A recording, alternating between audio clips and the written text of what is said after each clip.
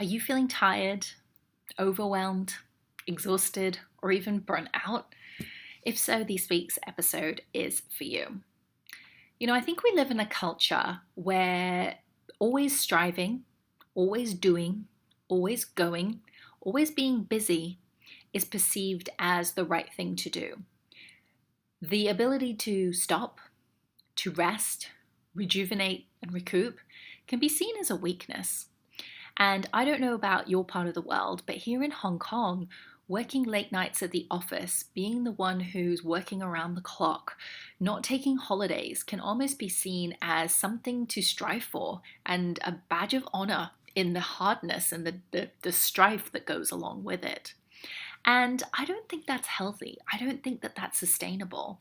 And I really want to encourage you, if you're heading down that route of tiredness, exhaustion, and burnout, to just take a moment, appreciate all that you're doing, and ask what you can do for yourself. What can you do to get some rest? What can you do to rejuvenate?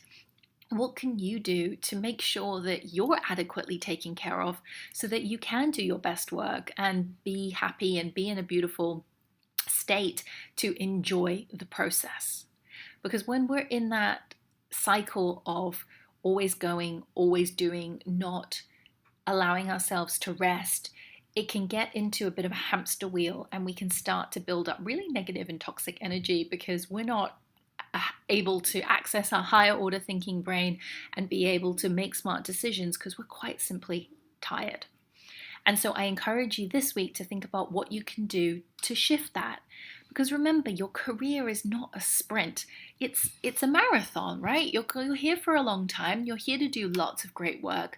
And it's quite simply not sustainable to be going at 100% the whole time. Look at nature. We've got spring, summer, autumn, winter. There are times to be doing, times to be resting, times to be planting seeds, times to have fun. And that's what we need to incorporate into our own lives. Because we're not machines, we're not robots, we're humans, and there's only so much we can do. And I encourage you to think about how you can do that for yourself. Now, I will say this, for some of you, you might be listening and saying, you know what? I'm at a really busy stage in my life right now. There's a big project on at work. I can't look after myself. I've got to work around the clock. If that's you, I hear you. And I think that there are two things that you can consider. Number one, how can you look after yourself during this stressful period? Maybe it's just even having a 2-minute meditation where you sit quietly in the morning before the day.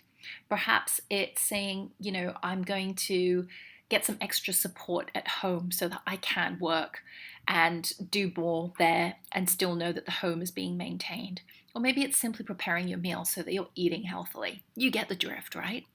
Number two, these intense periods of work don't last forever. So once this period is over, think about how you can reward yourself for doing a good job. And two, how you can rejuvenate, how you can replenish, how you can rest. That is super important. So actually this video that I'm shooting right now is coming to you from a hotel room. My husband and I are taking a staycation to celebrate our wedding anniversary. And I'll tell you, just having a bit of space and perspective has been amazing to actually just make myself feel a bit better and actually do some things that nurture me, but also to get some serious work done, which has been amazing. And I'll tell you, one of the things that I think stops us, particularly as women, from nurturing ourselves and actually doing what we need to feel better is permission. So when my husband suggested the staycation, I was like, no, that's too extravagant. And I thought, oh, what will people think if we go on a staycation? And is it selfish for me to go a day early? I came a day early just for myself. And I'll tell you what, those moments and those fears went away immediately as soon as I stepped into the hotel because I was like, oh, really relaxed. So don't let those thoughts stop you. Give yourself permission to look after yourself. Nobody is going to do it for you unless you do it for yourself. I still struggle with this. I'm by no means an expert, but I just want to encourage you to look after yourself and to get the self-care that you need to be able to enjoy the journey and do the work that you're here to do.